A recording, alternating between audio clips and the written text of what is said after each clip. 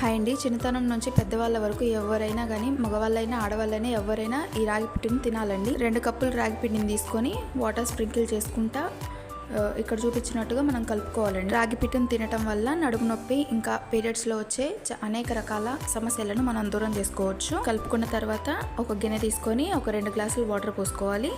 తర్వాత పైన ఒక తడి కర్చీప్ లేదా టవల్ని మనం టైట్గా కట్టుకోవాలి. తర్వాత మనం ముందుగా కలిపి పెట్టుకున్న ఆ పిండిని కొంచెంగా మొత్తం పిండిని ఆ పైన వేసుకొని కొంచెం వాటర్ స్ప్రింకిల్ చేసుకొని పైన ఒక గిన్నె పెట్టి మనం ఒక 10 మినిట్స్ పాటు మనం ఉడికించుకోవాలండి. ఉడికిన తర్వాత ఒక ప్లేట్లోకి తీసుకొని కొంచెం చల్లారిన తర్వాత 1 కప్పు బెల్లం, 1/2 కప్పు పచ్చి కొబ్బరి తురుము వేసుకోవాలండి. అదైతే ఆప్షనల్. సి సెక్షన్ అవిన వాళ్ళు కొబ్బరి తురుము వేసుకోకుండా 1 మంత్ తర్వాత నుంచి ఈ రాగి పిండిని తీసుకుంటే నడుము అనేది బిగుసుకొని నడుము నొప్పి అనేది రాదండి.